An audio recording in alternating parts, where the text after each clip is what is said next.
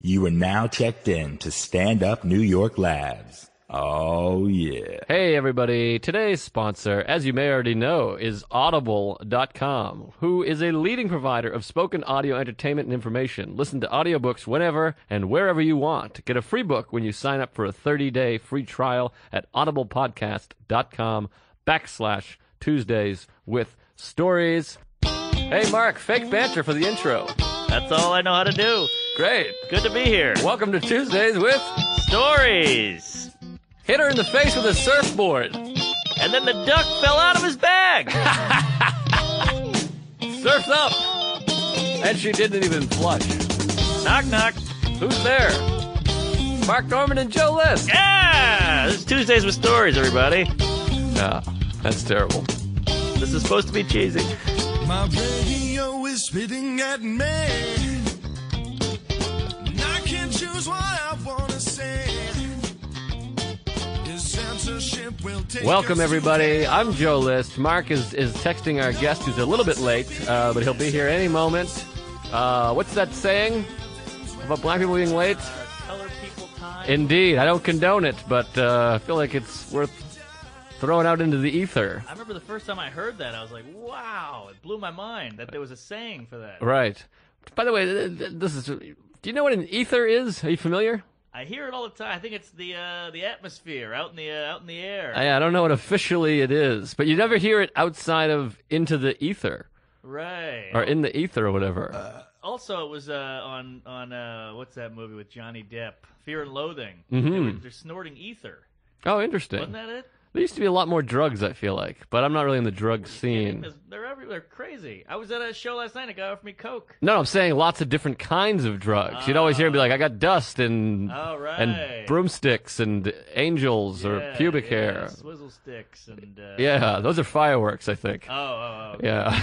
Yeah. By the way, we have big fans now. That might be the earliest recorded burp in Tuesdays with Stories history. Oh, wow. We're under a minute here. Hey, I'll take it. Already a belch. Well, I'm Joe List. That's Mark Norman. We got a special guest coming in. Oh, he just arrived. Here he is. Yes. Ho, ho. Good to have I yelled you out ho, on. ho. How are you, buddy? Damian Lemon is here, everybody. TV's Damian Lemon. Put a headphone on. I got you a cup of water here. Our pal Damian.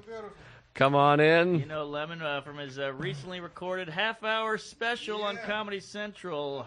Oh, nice. That chair over there has a busted wheel. Nah, that's all good. I was just in this shit yesterday. I apologize. Oh, good. All right. So What's you're. bragging with y'all? Hey, if you can't tell, he is a man of color. Yeah, late and all of that, huh? Oh, Fucking up. Well, we already addressed that. Discussed that already.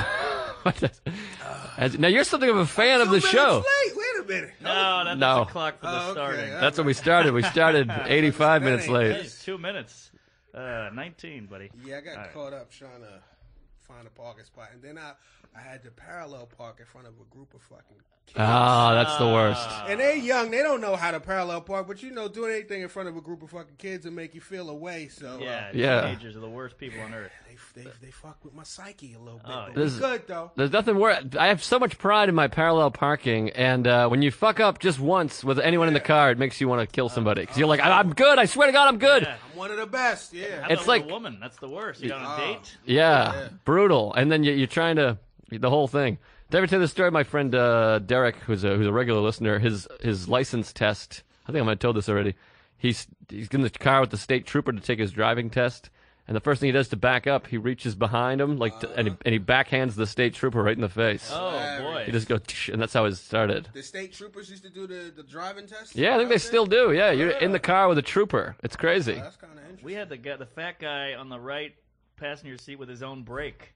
Oh yeah, have that's that? still a thing. Okay. That was my teacher, the driver's ed teacher. Yeah, teachers. But the licensed person, they were just out there. It was just some type of cop or whatever. Somebody worked for the DMV. Right, My right. homeboy gave me his car to learn. I mean, I learned on it, but to take my test, and the test was on a hill. So I didn't realize as he got out the car, he put the emergency brake on. And then I took my test with the emergency brake on the entire time. Oh wow! And the guy's like, "You don't feel that pulling? You don't know what's going on? You got your emergency brake on." I didn't know what the emergency brake was, what it was. I didn't know where it was. I'm like, "What are you talking about?" And he just grabbed the shit and put it down. And at that point, I knew I failed. Wow, that's impressive. You failed your. Did you fail your test? Because I failed mine. I nailed it. Oh, I failed. I was a big My failure. dad wouldn't allow. If I failed that, he wouldn't talk to me. Really? I actually failed my permits test, which everyone said was like the easiest thing. Like written portion? Yes. Wow, And everyone yeah. was like, "It's retarded. It's easy. My dog could do it. If anyone could do it." And I didn't know anything. I No, was- there was some tough ones on there. I thought so too, and everyone thought I was gay or angry or whatever. It was a lot of memory, I remember. You gotta know what the signs are about. Yeah, I didn't study. I've never One of the studied. questions I remember vividly was, if you've been drinking and you're about to drive, what's the only thing that could help you? A, coffee. B, sleep. C, time. Aha. It was time. Yes, I put- time, love, and tenderness. Yeah, I remember that's like a classic old thing. You do push-ups to sober up, or you Right, splash right. water, or you jerk off. Turn the radio up real loud. Yeah. Yeah. windows down. You ever But- fallen asleep driving? Yeah, dude, I had I guess I fell asleep one time. We were coming back from Boston, as a matter of fact. I was opening for Hannibal, Uh-huh. and I'm driving, and we did Great Scott and we did Wellesley, right? Yeah. So then we hung out like that whole fucking night. Literally, I hung up till about 5 in the morning. But we had to be back in the city by noon for something. Oof. Oh, boy. So We've been yeah, there. so I sleep for maybe an hour and a half. Uh-huh. Get on the road, and I'm tired of shit. I might have told him I was tired. He knocked out because we both went hard. So he's knocked out. I'm driving. I'm dozing, and sure enough, I just doom. I hit a car. Whoa. Jesus. I hit a fucking car, like boom boom, like sideswiped the car On the highway. on the highway. We could have got killed. Let me tell you, though, this is the funniest shit. This motherfucking Hannibal, he was asleep when the shit happened. Doom. So we stopped.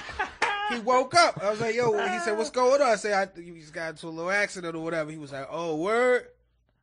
Went back to sleep. Oh, wow. So I go handle the situation. Luckily, these motherfuckers wasn't hurt.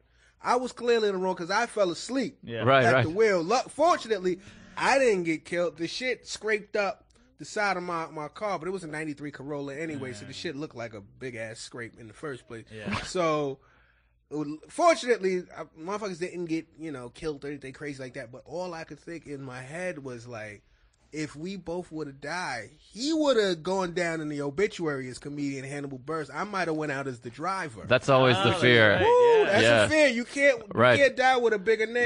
That's always the fear. Is I've always had that. Nick DiPaolo dies with opener in car or whatever, and you're like, Opener's not If you're bad. lucky, if you're lucky. Driver Right. though, imagine driver, Yeah. dude. I didn't do this to be called the driver. right. Pass me that right there. I just want it. This? I'm fucking hot as shit. Yeah. Oh, gotcha. Go ahead, kid. You look like you're in church. Yeah. Praise Jesus. You know what I mean? Pass the plate. Wait, what was I gonna say? I had something. I was gonna. Fuck. I fell asleep. I used to drive to Baton Rouge to New Orleans and back. It's about an hour drive. I was drunk out of my mind. On the highway, it said 66 miles to Baton Rouge. I passed out. I woke up. It said 10 miles. Wow. Yeah, it was terrifying. Wait. So you I passed was out sleeping with just- I- 56 miles? Yeah. Wow. Fuck. Good math. Yo. Oh, yeah. I had a 71 Cutlass convertible. Now Wow. Real You boats. are a wild fucking cowboy. I man. take issue with Hannibal though. He should be staying awake. What kind of friend He is shoulda, this? That's what You gotta stay awake. What do you mean? Well, we stayed awake for each I'm other. saying, Hannibal. Come on. Oh, all You're right. Looking out for people. Well, oh Oh, boy. hilarious. Oh, boy. I love the kid. We're We- friends. Mark and I That's the actually, first motherfucker that ever paid me. Oh. Oh, wow. Comedy, first comic ever paid me. So yeah. Mark and I actually blew each other to stay awake on one ride. We had to do it. It wasn't. Do what you got to do. It wasn't gay. It was after 3 a.m. Yeah. It was just a necessity. That doesn't count. Boy, a lot of driving issues with you. It seems. Looks like it. I mean, you're 2 for 2. I mean, 2 for 2. Damn, boy, you really fucking my credit up. I had for two. a parking emergency thing happen in now you lived in Harlem for a period I or did, grew yeah. up there. Yeah. When I was, what do you need, Mark? You need some volume there, buddy I boy. need to go down. I'm dying here. All right, I'll just push this over there. Everyone work that out. Thank you. I was living in Harlem, and it's all hill there, and I was parked on a big hill, and I was like running out of gas, but the way I parked was on an angle, so once I turned the car off, I couldn't turn it back on because I was out of gas. Yeah. And when I turned the car on, it rolled, and it rolled down and just like hit the fucking car behind me. Oh, boy. So my car's just resting on this other car, and now it won't start again. Car in front of you. Yes. Because In front of you or behind you? You rolled back. it's on. I rolled forward. The hill's down Okay. like this, so I roll forward, and then the car won't start. So I'm just leaning on a car on a hill, and I'm also the white guy with Massachusetts Yeah. plates in Harlem. So it was the Klan hood. It was terrifying. Yeah. So I went and got my girlfriend at the time, had her sit in the car, put it in neutral, and we pushed it up, and then slammed it into the emergency brake Good on, move. so we could be a few inches Teamwork. away. And then I had to have AAA come and bring me gas. And they always. Triple A. What do you Who mean? pushed it up? did. Just you? Me and her. Well, she was like in the. I thought she stayed in the car. She was in the, like, the door was open, and she had like a knee on the seat and was like helping to wow. push, Oh, and then shit. reached over and grabbed the You thing. guys are strong. Yeah, you still with her? I'm a badass. Now she left. Shit. She's actually the texting one. me right now as we speak. It's still pinned behind the car. Yeah, she died in the exchange. well, But it was you know. it was terrifying because there also was a car in Harlem that would park. It was like a nice car, so they would park taking up 2 spaces or whatever. Because they didn't want to be like hit. Yeah. And somebody like wrote a note like, "Stop doing this or else." What kind of spaces? What do you mean? How you take up 2 spaces? Like on a parallel parking. So like someone would park and then they would park like 4 feet behind. meaning that the car. okay, fucking it up so no one can get behind. them. Right. Okay. So they fucked up parking for the whole street. So somebody wrote a note. And then it said, "Don't do this again or else." And then like a week later, there was just paint on it. Somebody threw like a bucket of paint, and it was like a Jaguar. Oh shit. They're not fucking around up there with the parking Where was this situation. at? This is like 127th. 127th in St. Nicholas. You know Reggie Paint Johnson. I do know Reggie Paint Johnson. I think he's in jail now. I would imagine. Finally. He's painting in jail. Well, let's get. Did you grow up in Harlem, I Damien? did not grow up in Harlem. I started comedy in Harlem. I grew up between Brownsville, Brooklyn, and Austin, New York. I Wow. was there, and then Now there's got to be just a boatload of stories in growing it's up in gotta these be. places. You know, it's so funny. I couldn't think of any. I mean, I'm sure I got stories off the top of the head. I didn't have any time to really come up with anything. to Oh, present. don't worry. Well, we don't have to do that. We're going to organically get into some, Okay, I'm sure, cool, of course, cool. here. But Wasn't Mike Tyson from Brownsville? I watched his one-man show. It sounds like it was a horrifying place at Yeah, times. he It made it wasn't sound pretty it bad. wasn't the best. It wasn't. I mean, it wasn't the best. It wasn't the worst. It was what it was. It's what you knew. So you didn't really have anything to compare it to Right, until you right. left, and then you're like, oh wow. But then people, it's fucked up out there. Yeah. it Now, is. were you a fighter at all? A lot of fights? I got into some fights. And there's no way to avoid fights out there, I imagine. I mean, you can, but you don't want to. Right. It was so easy to get into fights out there. It was simple shit like, like you two. If I wanted you two to fight, I'd be like, Joe, you think you could beat Mark? And then either you gonna say yes or no, then I'm just it's just instigated shit. Right, You know that's- what I mean? It's instigates. The only fight I ever got in school was with my best friend Jeff Meehan in elementary school, 5th grade, and we were hanging out. We were best friends, and it started off as like, I think I could probably beat you up. I think I started. I was like, I bet I could beat you up. Yeah. And then he was like, you can't, which I should have known. When someone answers that matter of factly, you're like, oh shit. He lets You you know. can't. He was like, you cannot beat me up. And I was like, no, I think I could. And I was doing it like that in like a fun thing. But you sound like you were more doing it out of just try to just explore the possibilities of yellow. Yeah, I was just being goofy. I was like, I could beat you up. And then what happened, like you said, kids start going, yeah, he could beat you up. Yeah. And then kids start taking shit. sides. And kids are like, yeah, he could beat. That's how gambling started Exactly. with children. Right. Basically, like, I think he's gonna win. And it started to get real. And then it was like, okay, we're gonna fight. And I was like, oh boy. And then I started to get nervous. And again, he's like my buddy. Did you win or what happened? No, my plan was, and my plan was, I'm gonna kick him in the balls. Oh yeah. That's what I'm gonna do. I'm just gonna kick him in the balls, and that's how I'll win. And then it'll be like a technicality. I win. And I went to kick him, and he like caught my foot, and he took mercy on me. He just like threw it down. And I tried to kick him again, and he just moved. And he punched me once in the side, like the temple, in the side of the head. And I had never been punched. It just rocked my, Oh, shit. 11-year-old life. Yeah. And I immediately quit. I remember my eyes got like watery instantly, and I was like, "That's a wrap." Flash or white. Yeah, and I just went, I quit. You win. You beat me up. He sounded like a real patient fighter though. Like he was like, Yeah. you can't win. He let you struggle through your little groin kick. He said, Right. "Nah, that's not gonna work. He had an older brother. People with older brothers could beat people up. yeah. I think. I got a good. Okay, I got a story about that. All That- Please. Here we go. Here we go. Older brothers, right? I was living in Brownsville. I was probably like in 5th grade. It was this kid named Raheem. I forget his last name. Radio but, Raheem. Nah, it wasn't him. It was a younger one. But this Fight kid the named power. Raheem, who since moved to like Tennessee or some shit like that. He's a skinny kid. I used to be super skinny. He might have been the only kid that was skinnier than me in the school. So we had some type of beef in the classroom, and it just got, everybody was like, oh shit, I think they're going to fight. So we just turned it to, because the thing is, like you said, it gets beyond your control. Once it looks like it could be drama, Right. the community, the class was like, oh shit, they about to fight. Right. So it was like, all right, we going to fight 3 o'clock. You know what I mean? It was all yeah. about, I'm going to put your head out 3 o'clock, all of that type of shit. So 3 o'clock came, and everybody's waiting and shit. Oh, boy. I love that. And Raheem is not anywhere. He's not showing. So the crowd is slowly dissipating. Like, I had a nice, little decent crowd, and I was pumped. It's like comedy. Yeah, Your headliner didn't show up. The headliner did not show up, but it felt good. No, it wasn't. It was kind of like, you know what the crowd felt like? It was like if we wanted to have a show in comedy, the crowd was a bunch of comics ready to do their spots. Right. But we were waiting for the crowd, who was Raheem, who didn't show up. Right. So I had to basically cancel the fight. Right. Now, like, just for my own story, I mean, any white people at this school? No, Are there any white people involved? at No the white school people. at all. Okay. And what grade is this? This is about 5th grade. Okay. Oh, Fifth wow. grade. Same grade as me. Yeah, so this is 5th grade. We in front of the school and all of that. And I don't live far from the school. I live literally like across the street from the school. Raheem lives like not even a block, like diagonally away from the school in another building.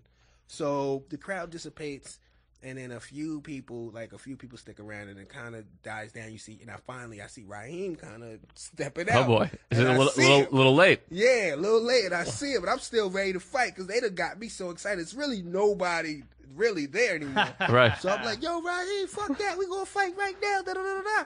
He's like, chill, I won't fight. So I follow him to his house. It might have been maybe 1 or 2 other people, because somebody had to amp me to follow this kid to his house. Right. I follow Wow. him to his house. There's a lot of hype men in elementary of school. hype. The hype men are the people that will get you fucked up. Right. Those are the ones. Exactly. That was me back Yeah. then. See, yeah, I can see it. I Yeah. can see that still. Big hype. Yeah. You still have that voice. You got it. You got Great it. white hype. Fucking yeah, exactly. What was it? Yeah. All right. So boom. So we go to.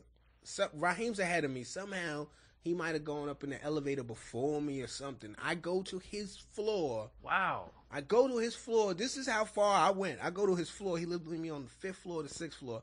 I knock on his door. Whoa. Wow. Ready to fight this motherfucker. I've like seduced myself with the fact that I just need to Jesus. fight this motherfucker. There's no crowd at this point. I'm doing it Wow. for me. And no real beef either. It's no real beef, but for whatever reason, I don't know what it was. I Right. just needed this fucking, I wanted to fight this kid. I knock on the door, That happens. and boom, door opens up. It ain't Monty. It's Monty's older brother Oh. with a big ass Doberman. Like, there's a Doberman in there. Like, yo, what the fuck you want? You want to fight my brother? You want to fight that's what you want to do? You want to fight Oh, my brother? Jesus. Yo, Monty, you going to fight this nigga. You know what I mean? So then, boom, we go. It's like, basically, in the building, there's like maybe 1, 2, 3 apartments, and then it's like, little bit of space between the apartments, and then there's an elevator. So there's like that little area. Lobby landing. Yeah, like the lobby type of thing, Yeah. lobby landing situation. It's a project building.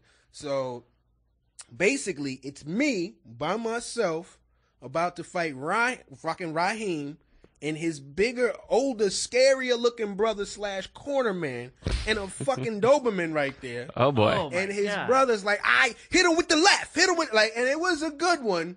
Raheem might have won because I was a little, like, I didn't get my ass as whipped as it should have been. I should have really got stomped out. You know what I mean? Like, Right. in this day and age, I would have wound up on World Star. There'd have been some shit you clicked on Right. 3 or 4 times. But it told me, it was, I don't understand what my desire was to fight this kid. But I literally brought the fight to his house, and it did not go my way. So No, I what- got my ass But at whipped. least Yeah, you once you did get a road game, it's bad news. Yeah, you don't once want to you be fighting fighting. away. Yeah, you know what I mean? that's You got no nobody good. in the stands for you. But Yeah. that sounds like. But you weren't a big fighter since then, as a youth and a teenager and stuff.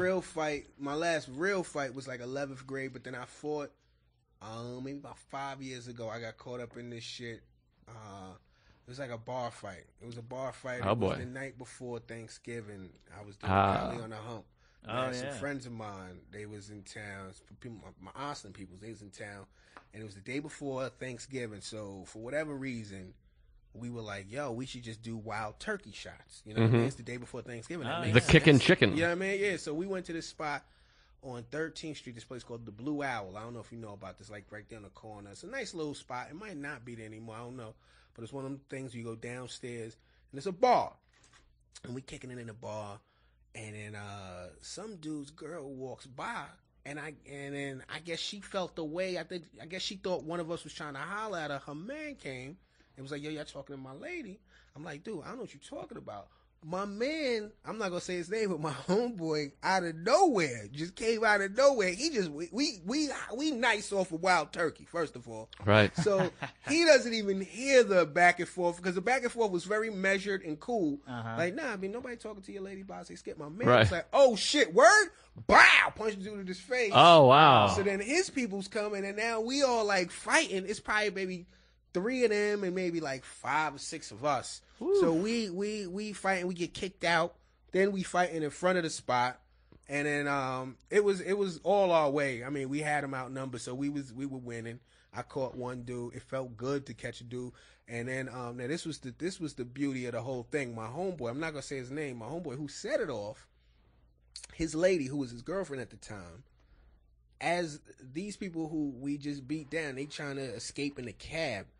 The dude who was beating down his girl, who was the whole situation anyway, right? She's trying to get into the cab. My man's girlfriend runs up on the cab, boom, slumps her right in front of the cab. Hits the girl? Oh man, drops the girl. Wow, that's my man's wife today. Wow. Oh wow, which is beautiful. Yeah, it was a beautiful thing. It was beautiful. But 5 minutes later, you realize how fucking ignorant that shit was. Yeah, I don't condone it, but it's ridiculous. It's a hell of a show. But yeah. it was in the moment. The shit was intoxicating. Wow, seeing a woman get hit by a woman is really something my special. goodness! Yeah, it's exciting. It was so final though. It was like the punctuation. Yeah. Boom, slumped her right there. Man. It was, wow. I got into a million fights in middle school. That was very big. Did you guys have those fights where you get into a fight and you're so worked up, then the teacher pulls you apart and you just start crying? Yeah, I think that's so everybody. Yeah. You're like, oh fuck, gosh. You got that's like a Christmas Story. Remember Yes, Christmas? it was a lot like that. Right. Even if you win, you cry. Yeah. Middle school was when all the fighting happened. I remember going to high school and people were like, I thought it was going to be, I was like, if that's middle school, high school is going to be bananas. And then my high school was also a district. There was 2 towns converging. So I had this image that like all of Whitman was going to fight all of Hanson, like Braveheart style. And there was never any fight because I think then you start getting laid or trying to get laid. Well, you start getting laid. So there's less. You also realize, like in middle school, everybody is damn near the same size. Yes. You know what I'm saying? Right. In high school, kids become men. When we were kids, fight a man. the tough kids were fat. Oh, like big fat kids were the bullies. Right, like if you were a big That's fat true. kid, that was like who the bully was. And fat girls. Yes, Fat yeah, girls. indeed. Yeah. Oh, they're still bullies, if you ask me. I kicked a girl in the vag once. Ooh. Do tell. This girl kept fucking with me, and she kept pushing me, and then I was like, Jesus, lay off me. Shelly was her name. That's a good fat name. Yeah, real fat shell. And I turned around and walked away, and she pulled my hair back like that, like just yanked it. And I just turned around and kicked her right in the twat. Wow. That hair never grew back. No, and lost that shoe. But, I got in a fight once with a guy in a classroom, Jared. We were fighting, and I kicked him in the balls on accident. And he's like, you're a pussy, you kicked me in the balls. What kind of pussy kicks a guy in the balls? I was like, it was an accident. We were rolling around. And everybody caught wind of this. Everybody's like, fuck it, gym class. Rematch, but they had this thing where they were going to, because he was like a popular kid and I wasn't. I was like a skateboard weirdo. And so all the guys pinned me against the wall and they're like, the only way to make it right is if we let him get one shot at your balls. Oh my God. Before the fight starts? Yeah. Wow. So it was like Lord of the Flies. I'm chained against, not chained, but I'm pinned against the wall. They got my hands against the metal grate in the gym locker room. Jesus. And, he just cocked back. It was the scariest moment of my life. It was like execution style. Yeah. I had a cigarette and a blindfold. It was crazy. This explains so much about you. Did he get the kick off? Well, here's the thing. I have no balls. No, go ahead. So he cocks back, and he had this look in his eye like he really wanted to fucking castrate me. And I was like, oh, God, my legs are pinned open. Mm-hmm. He takes one good swing. This kid played soccer. One good swing, hits me, inner thigh, and I went down. I was like, he never got my nuts. Oh, wow. I rolled on the ground. He's like, I don't know if I got him. I was like, oh, you got him. Oh, that's boy. beautiful. Theater. And then we fought, and it was fun. That's like your whole life summed up. After that, I was fucking angry. I was like, you wanted to fuck my balls up. Did you win? Oh, yeah. It was good. But That's we're that's friends. like comedy. You're pinned down by society and you fake your way out of it. Yeah, but until you're a hero. he could have hit him. I got lucky. Yeah. It'd have been over for me. Over. Soccer kick, too. Over easy. I had a soccer kick to the balls one time, probably in elementary school, probably 5th grade, maybe it was 6th grade. This kid, Joe Hutchinson, who was like a a guy. He was kind of like a tough kid, kind of like a bully kid, but I kind of got along with him because he thought I was funny, or whatever. But we were all playing football, and I jokingly lined up like an offensive lineman, like a 3-point stance with my ass in the air, being goofy. And he just wound up and did like a field goal, like running kick, and just came up underneath, and like his foot was long enough that it got my asshole, taint, and balls. And I like went in the air. I was like, ah, and went down. But he was like the cool kid, and he was like the tough guy. So you had to act like you were buddies. Like, oh, you got me, buddy, yeah. Right. But really, I was just crying. I was like, this guy. I thought we were friends. He turned on me. And annihilated me, and that's probably the reason I can't come to this day. Damn. It seems like there was a lot more ball trauma lot growing more. up. Like now we're all I right. can still feel it. Like when I think about, I got kicked in the balls by this one girl. It might have been in 3rd grade or something, but to this day, I can still, because she got me good. I can feel that shit. You get in your stomach. It tears your whole thing up. Why'd she kick you in the balls? I think she just did it on some random shit. Like I think it could have just been anybody. Damn, Brownsville, man. It wasn't anything specific. It was just I was there, got my shit rocked. It was terrible. Oof. But I'll tell you another. But you know, it's funny how you say you had to play it off with the cool guy after he kicked you in your ass, balls, and taint because you still wanted to be cool. The ABT. The shit is so funny when you young, how you suppress how you really feel because you don't want to look corny, right? It's like when you walk into a glass door, and you gotta just play it off. You gotta play it off. I tell you, I got a story. This was fucked up. I was probably in 11th grade, and I had a cat. Right, I had cats growing. I had a bunch of cats growing up. I could see that. Yeah, it's like Tyson with pigeons. I don't know what that means, but I had a bunch. I know what Tyson with pigeons, but I'm trying to think. About you're calm. You're very collected, like a cat. So okay. Also, you hate water. That was terrible. Anyway, so I'm probably in 11th grade. I had a cat. And it was a house cat, but the cat got out, and it was around and shit. And my stepfather at the time, he was like, you can't let the house cat back in the crib after it's been in the world because it's a different type of cat. You know what I mean? So, especially in Brownsville. No, this is Austin. Oh, okay, sorry. Yeah, this is outside. And in Brownsville, the motherfuckers threw my cat off the roof. That's a whole nother story. That's like Tyson. Yeah. You're lucky you're a comedian and not a fucking fighter / rapist. Yeah, / rapist. Damn. / rapist. That's terrible. So you're a rapist and you're a halfway racist. That's not even your... Anyway, rape is not funny. I don't think he raped her. Really? I don't know. He did. I don't know. I don't know. I don't know. I could go eat because he really still sticking to it. You know what I'm saying? He's sticking to it, I don't but think Pac might have raped this girl either, but that's a whole nother story. What about Woody Allen? I don't know, man. Woody. Those see, movies Woody, are too good. Where Woody fucks up. Because then Woody tried to dated his stepdaughter? Oh, yeah. After He's married to her. Yeah, come on. Now you fucking... I don't know. That kind of makes her an honest woman. No. If you rape her, then you marry her. Yeah. We got to get back to the cats. We got to go over the whole thing here. So anyway, Cat's Deli. My cat is out, and we can't let it back in. So the cat is out in the world. So one day, it's probably the cat's been going about 2 weeks. Me and my homeboy. Well, what's the cat's name? I think the cat's name was Peppa. Fun. That's adorable. Yeah. Peppa. No, Pepper. Pepper with an ER. Not Pepper like salt and pepper. But it is a thing. I think black people do name their... I know I did. I named a bunch of my pets after food, which is, I guess it's telling. So anyway, me and my man Tom Barsha, I remember that shit. We was going to go get something to eat. And we're coming down my block. And on my block, in the middle of the street, I see my cat, Pepper, run over. Not in the middle getting run over, but just the aftermath. The cat had been run over.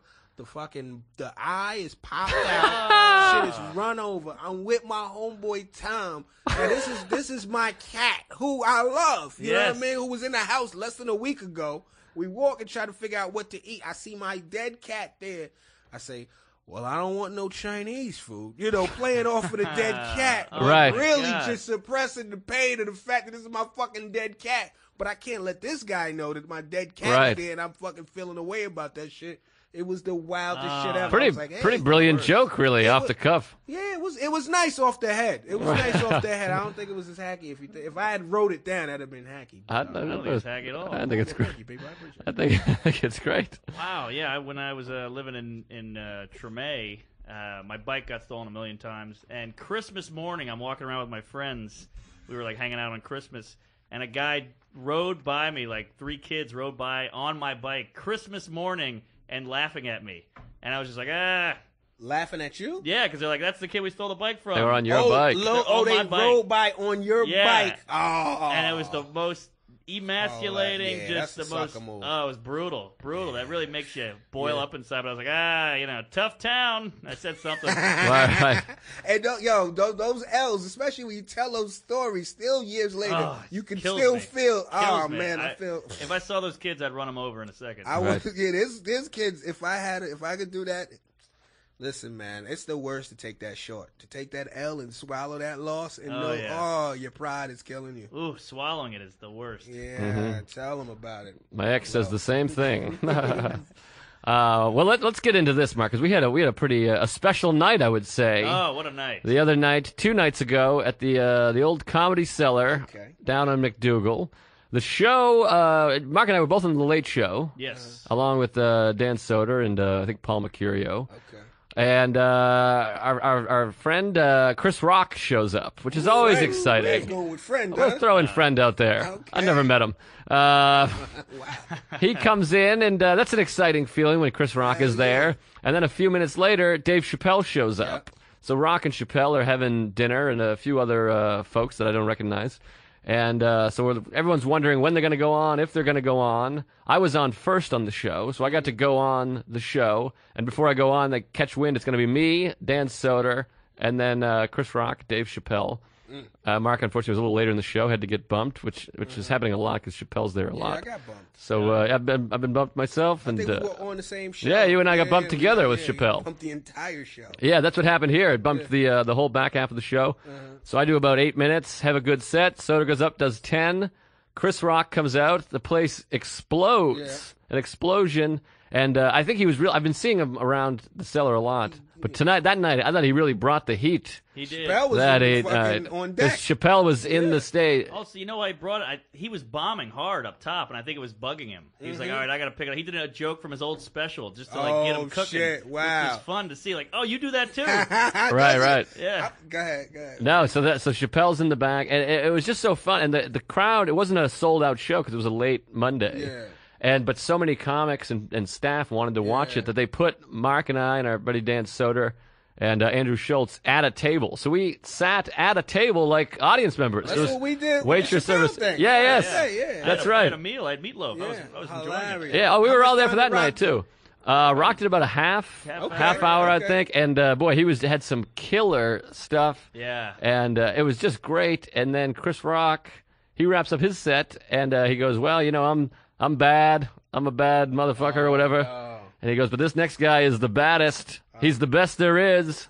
Dave Chappelle." He brings out Chappelle, and the place. It was like summer jam. The place goes ape shit, and we look over, and Attell had like a what do you call that hat? Chappelle had a Beach Boy hat, not beach like hat. a bucket hat. Like a bucket hat. Yeah. He's got a bucket hat pulled over his eyes, and he's got a cigarette, and you just see. Drag. Oh, so he's killing them. Bucket low, like fuck it though. As he says, you just hear he's the best there is, David Chappelle, and you look over, and he puffed on it, and it lit up, and like all this smoke just plumed Yeah, out. really a It was cinematic. magical. He's like a living myth. Yes. Yes. He's a folk hero. He's an entity, and it was Yeah. great because Chris Rock, great jokes, Yeah. funny, interesting comic, but Chappelle had this aura.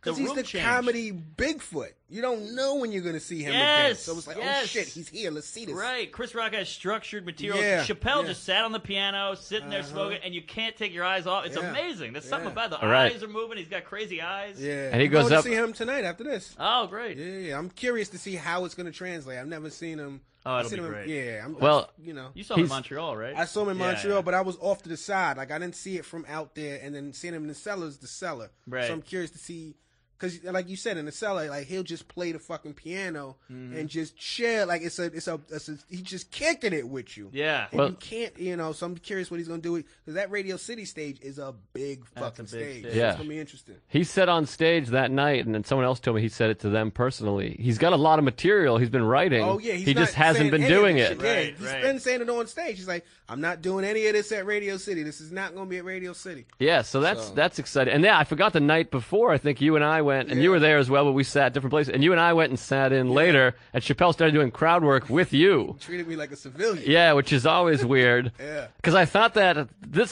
2 nights ago when Mark and I were together, that was always like, if he's going to be like, hey, what do you do? I'm like, I was on this show. I was on before you. You bumped me. Yeah. No, but when Chappelle was like, are there some other comics that should be coming up? Do some time, and the crowd was like, no. Yeah. And we're all sitting together in the corner. I did not want to go up after that shit. No.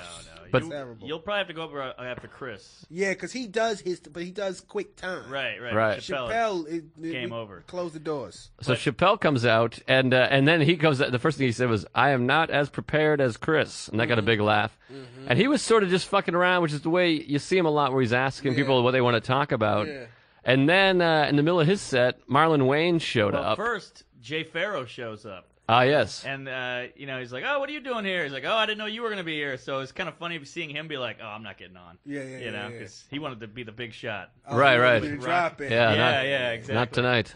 No. So then, so Marlon Wayans showed up, and he was hammered. He had been drinking, and he gets on stage, and Chappelle was talking. he gets on. He gets the other microphone. Did he get introduced on stage, or he just ambled on stage? He just kind of came on stage, drunk style. Yeah, he came on stage, and to be honest, I think the Wayans brothers are very famous and have contributed a lot to comedy, but I don't think Marlon Wayans is as recognizable. I would say 40% of the audience did not know who he was. So? Oh my God, for sure. I don't think anybody in the audience would recognize. I mean, it's the Wayans.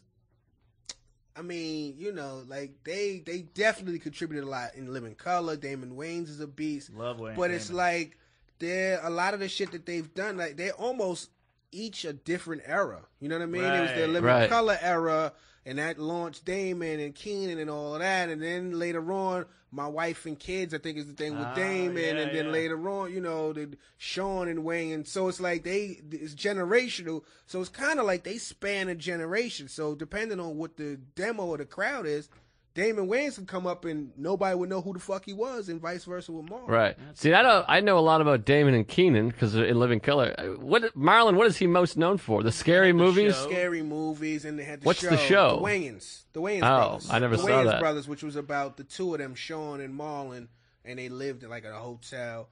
I never saw that. It wasn't as groundbreaking as fucking in Living Color, or like Damon Wayans' HBO shit. Right. But it had its moment. Yeah, and then they had White Chicks. They had White Chicks and I'm gonna get what was it? The Hood. Yeah, and Gin and Juice. Don't be a hood. Don't be a menace while drinking your juice in the hood. That's the one. Yeah. That was pretty fun. That was funny as shit. Yeah.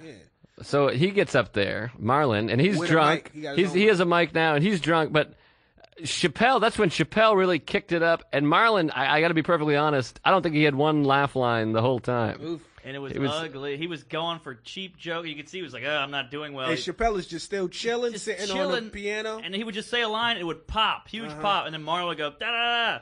Oof. And then Marlon really contributed. He kept going, Chris, get back up here. And Chris was like, no, you guys do your thing. Yeah.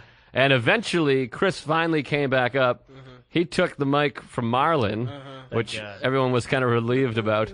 At one point, Marlon had a line. He tried to grab it back from Chris, and Chris just moved his arm away, pulled his arm away, and that got a laugh. And that was a weird moment. But when that happened, that's when Chappelle went into that mythical figure where everything he said, you could see he was just steering the ship. Rock was kind of leaning on the wall. And Rock, you could see the wheels turning, him trying to come up with a thing. You could tell he's a writer. Yeah. And he would have a line. Like that, yeah. Yeah, he'd have a line that would hit, and then Chappelle would respond, and the place would just erupt. Wow. And, boy, it was really quite a sight to see. Damn, how long did they rock for? Over an hour. I mean, I left eventually. I left as well. Man, I'm mad I missed that shit. They were on stage.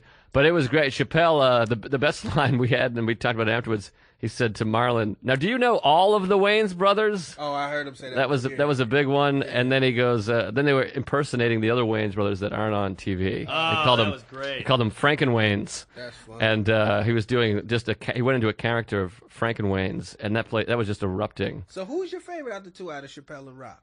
It's so hard. Rock's got that album, those two albums. They're my favorite. Yeah. Bring the Pain and Bigger and Blacker. I know those albums back to back. Yeah. It's so hard. Kill 'Em Softly's great too. Kill 'Em Softly is good, and For What It's Worth is good. I like For What It's Worth as well. And I've just seen Chappelle live do things that are just unbelievable. His Inside the Actors Studio is one of the best things That's great. ever. And it's just him being interviewed. He's probably more gifted. I don't know if I'm supposed to say this, but Quinn once told me that Colin Quinn said that Chris Rock, when he started, had no comedic talent, but he learned how to be funny. He literally learned it, and you can see that now because he's mastered it. You know, he's mastered the joke. It doesn't come easy like Chappelle. Exactly, but It's Chappelle is just—it's all natural. Yeah. Unbelievable. I'm a big fan. I think out the two, Chappelle's more gifted. He's way more he's like a jazz musician. Yeah. You know what I'm saying? It comes easy. Chris Rock, he works at it, so it's craft, and it's like, but to your point, like, Bring the Pain was such a fucking, like, that shit was revolutionary. So I kind of give Chris the edge, but then I've seen Chris way more than I've seen Chappelle, and I'm going, you know, I've seen him in the cellar, like you said, doing these things to where you kind of like, yo, what the fuck? Like, you know what I mean? Like, you don't see him. You know how you could watch a comedian, you could see their brain work. Yes. Right. The shit looks real. He just lights a cigarette and says some crazy shit, and then says a joke, and then you waiting for the joke to lead it to this, but then he's got a laugh line, 3 laughs line within. Like, his shit is it's like a jazz musician. Well, you know, like some comics you watch and like, man, he looks so cool on stage, so calm, collective. You can tell they go home and cry in the shower. Yeah. But with Chappelle, it's just like he's like that all the time. Seems there's like no it, break. yeah. Right. Yeah. And it was so crazy seeing Rock on stage visibly nervous. Yeah. Because when he was next to Chappelle was just, I'm here, I'm talking, and Rock, anytime Rock would say a joke, he would look at Chappelle, like try to see his face to see if he was laughing. Right. It was so weird to see him. He needed that approval. And him bringing him up is like, he's like, I'm great, but this guy is better. But that's Chris's. That's always been his thing. He always used to, you know, when he comes on the stage to sell, he's always like, lower your expectations. Right, you know what I'm saying? So Right. I've seen him say that about Attell too. He's the best ever. Yeah, I seen Chappelle say that too, Attell. Yes, you I were heard there. about- I heard about that. Yeah. Him and his son came through, and he Oh, introduced his that's son right. to Attell. That's right. He was like, he's the best. Yeah. How about when Chappelle was on stage and Attell was in the back, and Chappelle was doing his thing where he does 2 hours, 3 hours, and he saw Attell and he goes, "Oh shit, Dave, do you want to go up?" Oh! And he was going to relinquish the stage to Attell, which he doesn't really do. Even with Rock, he's like, "I'll go last. I'll go after you, and you can come on here." But and he was like, "Dave, do you want to go on?" Yeah. So he was going to give it up to Respect. Dave. But that was an interesting that we talk about the Rock Chappelle thing, because I always sort of lean to Chappelle, but Bring the Pain is so good. And then that night, I watched Rock do like a half hour, and he was just so killer that I was like, what am I doing? Rock's better. Look at this. This is unbelievable. These bits are great. This new stuff, Rock's the king. And then Chappelle was just kind of asking questions, and I was like, it's Rock all the way. I'm an idiot. And then Rock came back on, and Chappelle turned into that thing. Like, he just turned it on, and I was like, this guy's the best I've ever seen, ever. That's wow. So it's really, it's unbelievable. But I would like to see both of them with a tight, hard thing. You can see them fucking around so much. It's hard to really. It happened. We see. They talk about it. We'll see. I think you can compare it to like a guy who learns breakdancing on the street, and then like a ballet dancer. You know, one is like the structured art form, and then one is just like a natural thing. Right. I don't know. Yeah. It's like a street ball player versus like an NBA player. It's Right. like fundamentals, and Yes. then there's those people that they just nice with it. But it was a They're fascinating. both fucking great though. They're both great, and they're both necessary. It was that night was fascinating because. That sounded very NPR. Very necessary. I like that. But that night was it felt magical, because the crowd was just dying laughing, and the whole staff, the managers, the doormen, they're all in the room. All the comics, everyone that got bumped is down around. He's behind us. We're sitting at the table, and everyone was just enjoying it. And I tried to like almost meditate. I'm like, these guys, my heroes when I was a teenager, and they're there, and I'm on the same show, and it was fucking magical. And then after it was magical, it was 2:30, and I was like, I gotta get the hell out I of gotta here. get the fuck Yeah. out I of gotta here. go, and they were still on when I left. So too. That's the crazy shit. That's how great they are. One, because you're getting back at the crib 3, 4 in the morning. Yep. But then two, the fact that I've seen Chappelle now twice at the Cellar. Caught him. He's done at least an hour and a half over those 2 times.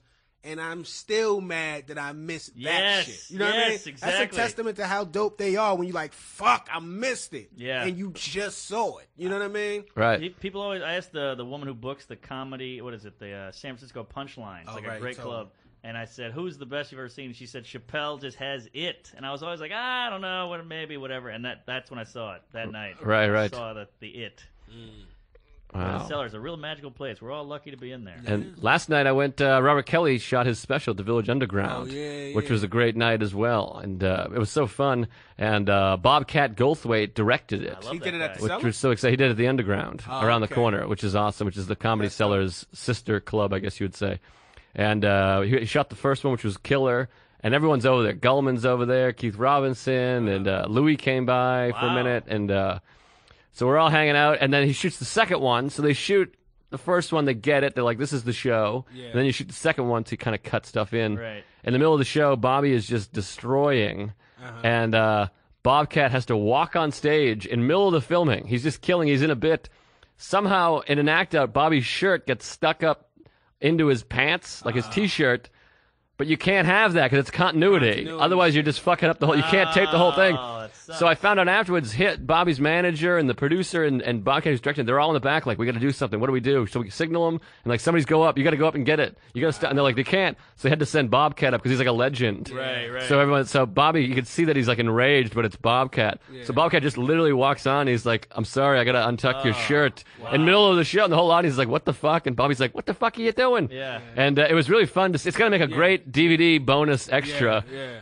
But it was fun. You could see Bobby just enraged, but he's also, Bobcat's just like this most respected artist. So we had to be like, it was a great exchange. And he had to go redo the bit again. And the audience, of course, is just going crazy because they get to be part of this thing. They're like behind the scenes and stuff.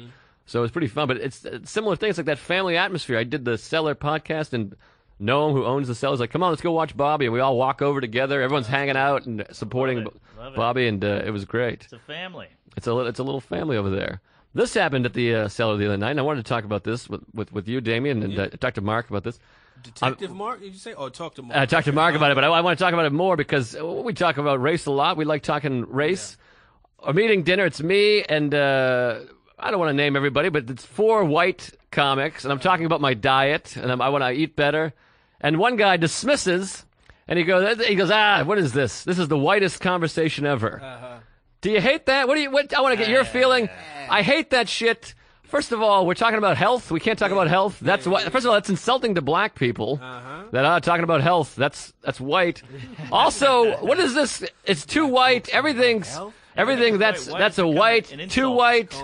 That's not white enough. This is the whitest guy. You're the whitest guy. What is that? Blackest guy, whitest guy. And then I'm like, well, what are we supposed to talk? We're supposed to bring in African American culture. We're 4 white guys talking. Right. So even if supposed to consider what blacks want to speak about? what am I supposed to be like? What am I supposed to go? Yeah, boy, I'm trying to eat healthier. And LeBron James, I don't understand. Duke Ellington. LeBron transcends race. Nah, I think his shit is lazy when people say, unless it's funny. That's always the one thing. Like, you can say some stupid shit or some lazy shit, but if it's funny, then it's funny. But the fact that health is white people shit, that's corny. And it's insulting and it's ridiculous. It might be older guy shit though, because I do realize, like, when I was in my 20s and my teens, and I'm talking to my homeboys, we talking about where the shorties at, what's popping, what we getting into, where we go. You know what I mean? I don't know what any of that means. That's very black. We're talking about women. We're talking about going out. We're talking about, just getting drunk. We talking about shit like that, like exciting shit, right? When you get into about in your 30s and you start to, have to take your cholesterol levels. Yeah, you're afraid of cancer. You're afraid of diabetes and shit like that. Now the conversations are way different. Like, so let me ask you a question. What do you eat? Do you eat brown rice? Have you found a good protein? Like, because that's some older shit because it's a concern of yours. Well, that's how I feel. That's also what I said too. I was like, I got to stop eating sugar. I'm going to be diabetic. And then he's like, this is the whitest conversation. I'm like, well, diabetes feels like it's a pretty black conversation, to be perfectly honest. Yeah, there you go. But I call it the sugar. I just think there's an ultimate racism to it. Like when a black comic makes fun of white people, all the white people laugh. When a white comic makes fun of black people, everyone's terrified. Unless it's funny. No, I disagree. I disagree. Unless it's funny. You're not a white guy. You don't know. I know. I guess I'm just a black guy. But I've seen white guys make black jokes, and I've seen it get over if it's funny, or I've seen it get over if it's fucking hacky.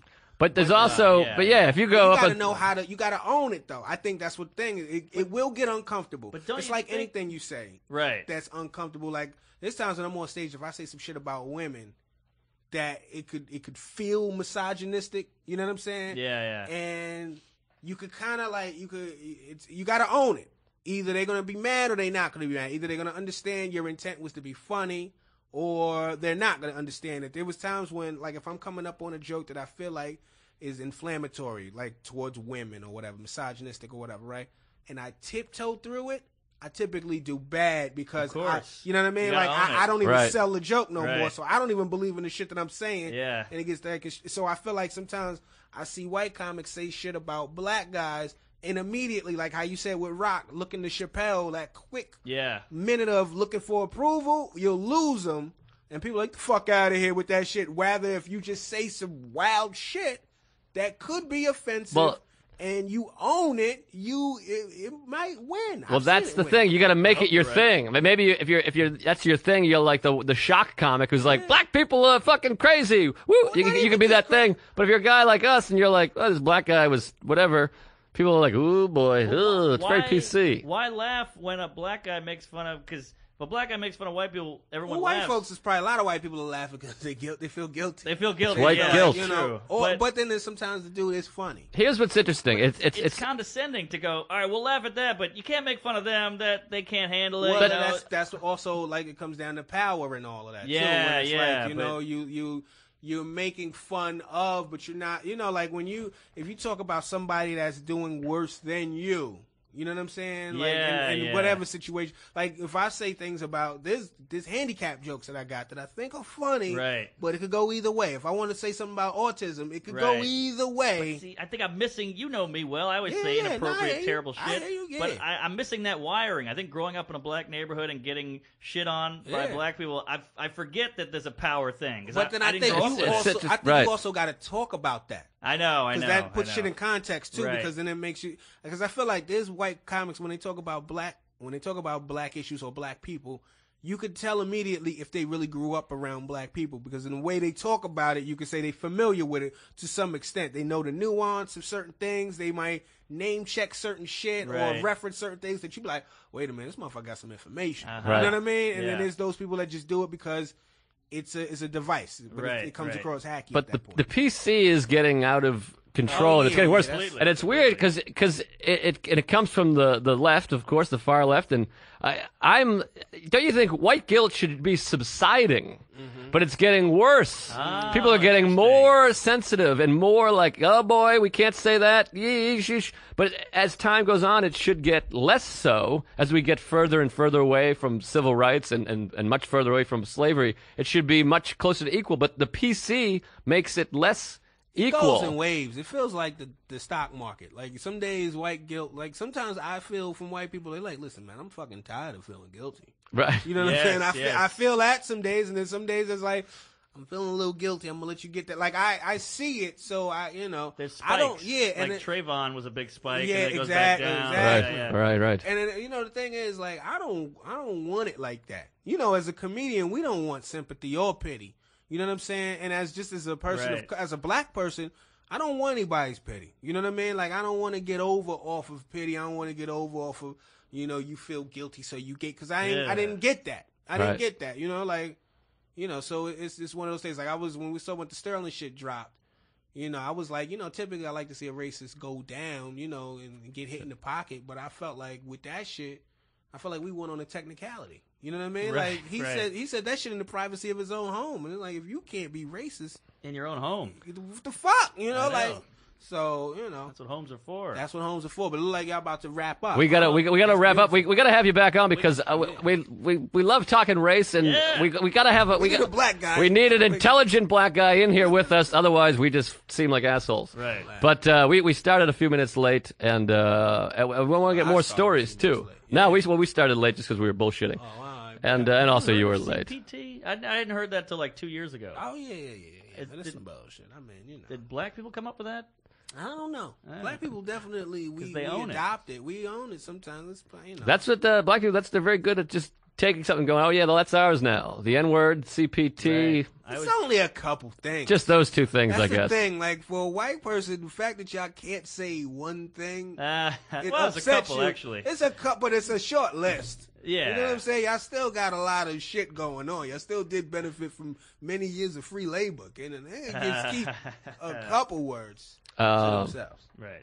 All right, we gotta wrap up just because Said right. I don't have anything to do with them. we're running late. I don't know what's wrong. I'm wired wrong. I got no white guilt. I never did anything There you bad to go. a black person in my Well, life. white guilt is also just another big generalization. It's like saying, "Oh, black people, steal." Well, that's saying all white people are racist. It's the same thing. It's just one big generalization. Right. Person by person. Yes, there you go. Individuals. All right, well, we got to wrap up. Please come back again, for God's I'd sake. love We've to. been I'd love wanting to. you. Have a great time. Twitter and all that good Yo, stuff. follow me on Twitter, D Lemon Comedy. Fuck with the Comedy Central, the half hour on Yeah. 7-Eleven. Free Slurpee Day. July 11th. July 11th. Check out Friday Damien's half hour. And when does yours come out? I'm in July 23rd, I believe. So we got this is big news. Make sure you watch Damien. Damien's fucking hilarious. Thank you. And you're one of the guys that's as funny off stage as you are on Yes, stage. And it's right always on the mic. yeah.